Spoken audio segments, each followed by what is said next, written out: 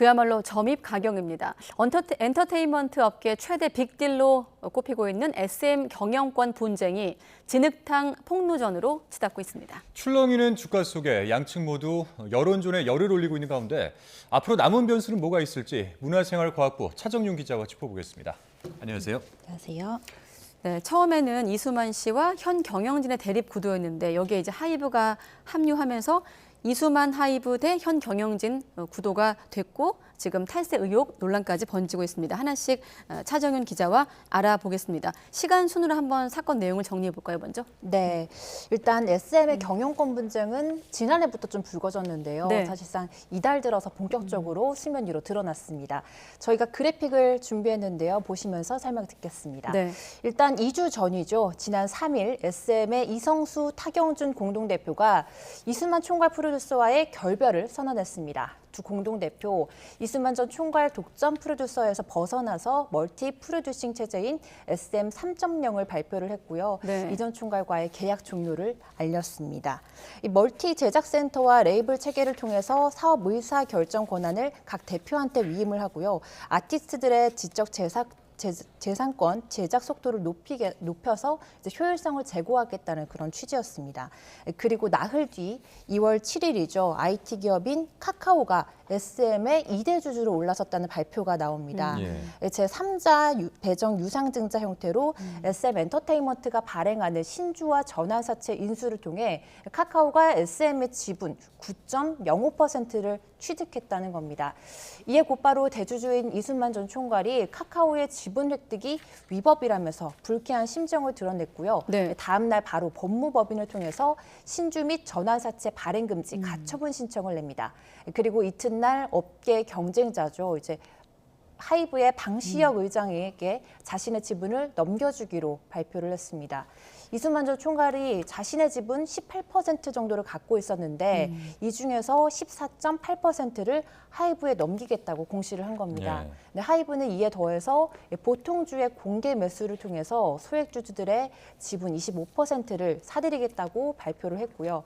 이게 만약 계획대로 된다면 하이브는 40%, 지금 그래픽에 나와 있는 네. 총 43%까지 확보하면서 하이브가 대주주로 올라서게 될 수 있는 그런 상황입니다. 여기까지만 들었을 때는 공룡 엔터테인먼트 회사가 등장하는가 싶었는데요. 그죠? 네. 네, 그렇습니다. 이로써 이제 궁지에 몰린 SM형 경영진 입장에서는 굉장히 난처한 입장에 처하게 된 건데요. 이 현 경영진이 이수만 전 총괄의 역외 탈세 의혹을 제기하면서 여론전에 뛰어든 게 어제까지의 상황이라고 볼 수 있겠습니다. 예. 앞서 이제 영상에서도 잠깐 나오긴 했지만 뭔가 관련해서 이제 진흙탕 싸움으로 계속 번지는 양상인 것 같습니다. 그리고 또 어제 이수만 전 총괄을 겨냥한 이 폭로전 굉장히 또 화제가 되는데 이 사람이 그 이수만 전 총괄의 처조카라고요? 네, 그렇습니다. 이번 인수전이 주목받고 있는 이유가 바로 SM의 집안 싸움이라는 점 때문인데요. 이 폭로전에 나선 이성수 SM 대표, 공동 대표 중에 한 명인데 이수만 전 총괄의 사별한 아내의 조카입니다. 이성수 대표는 그동안 이전 총괄이 SM의 황제로 군림하면서 독재를 펼쳤다고 주장하고 또 녹취록까지 공개를 했습니다.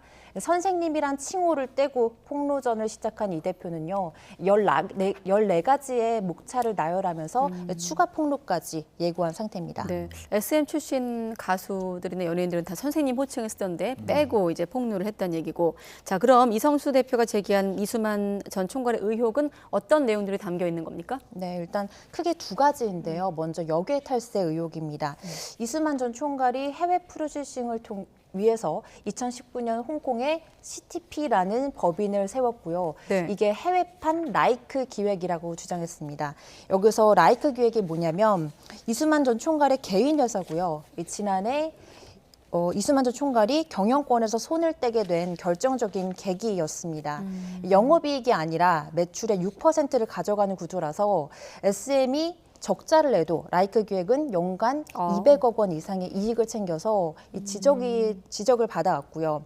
이성수 대표는 이 CTP도 역시 라이프 기획처럼 기형적인 수익 구조로 거액을 편취하고 또 결국 국세청의 감시망도 피하기 위한 장치가 아니겠냐 이렇게 의심을 했습니다. 또 다른 의혹 하나는 또 부동산 사업권 욕망을 또 폭로를 했는데요. 네. 최근 이수만 전 총괄이 ESG 경영을 굉장히 강조를 했거든요. 그래서 이 지속 가능성 메시지 이면에 해외에 뮤직시티 사업권을 따내기 위한 계획이 깔려 있다고 이렇게 주장을 했습니다. 이 전 총괄이 나무 심기 사업과 연계된 해외 뮤직시티를 만들고 여기에 카지노 건설과 또 대마 합법까지 운운했다고 덧붙였습니다. 그러면서 SM 주요 소속 가수들의 컨셉과 맞지 않는데도 주요 아티스트들의 IP에 친환경 컨셉을 넣으라고 강요했다고 주장했는데요. 직접 들어보시죠. 초기 단계의 가사에서는 직접적으로 나무 심기라는 단어까지 등장해요. 에스파 멤버들은 속상해서 울컥하기도 하였습니다. 네, 이렇게 이 대표는 자신이 이런 가사와 컨셉을 만료를 했고 결국 에스파의 앨범 발매도 늦어지게 됐다고 설명했습니다. 그런데 이에 대해서 하이브 측이 또 반박을 하면서 뭔가 이렇게 진실 공방으로 흘러가는 것 같이 보이거든요. 네, 그렇습니다. 일단 이런 의혹 제기에 대해서 이수만 전 총괄의 입장을 살펴보면요. 네. 일단 4살 때부터 봐왔고 19살에 SM에 들어와서 관리 업무를 시작해서 자신과 함께한 처조카인데 굉장히 이런 상황에 대해서 마음이 아프다. 라는 입장을 측근을 통해 밝혔습니다. 이성수 대표를 향해서 하는 얘기죠. 네, 그렇죠. 하지만 자신을 향한 역외 탈세 의혹에 대해서는 아무런 해명은 하진 않았고요. 대신 하이브가 적극 소명에 나섰습니다. CTP의 존재를 몰랐다고 하이브 측은 선을 그으면서도 계약서상에는 이전 총괄과 S3 간의 관계를 완전히 해소하기로 명시를 했기 때문에 네. 하이브에서 문제가 불거질 소지는 없다고 한 겁니다. 또 이는 이수만 전 총괄이 하이브에 지분을 넘긴 이후에도 해외 프로듀싱 계약은 여전히 유효하다고 강조한 이성수 SM 대표의 주장을 반박한 거라고 볼 수 있겠고요. 또 주주들의 불안을 달래기 위한 것으로 보입니다. 하이브의 박지원 CEO도 오늘 아침에 직원들에게 이메일을 보냈는데요. 네. 이 지분 인수 후에 SM의 역외 탈세 논란은 일어날 수 없는 시나리오다라고 거듭 진화에 나서기도 했습니다. 근데 여기에 또 SM이 오늘 아침에 또 반박 자료를 냈거든요.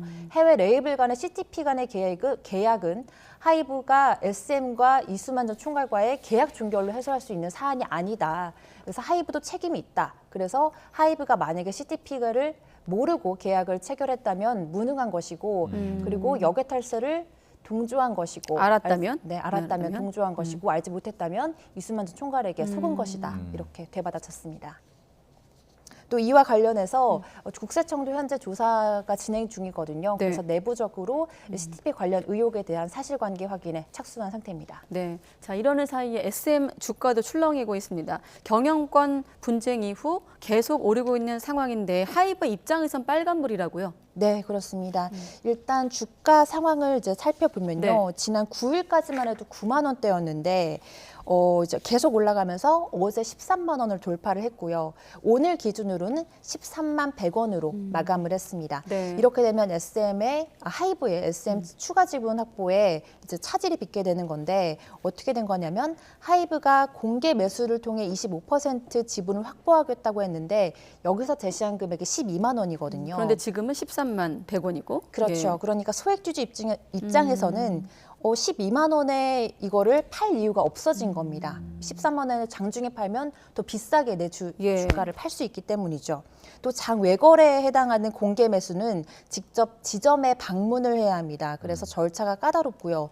이 차익에 대한 양도소득세도 20%가 넘게 떼야 하거든요. 이런 점도 하이브에게 굉장히 불리한 요소로 작용하고 있다고 볼 수 있겠습니다.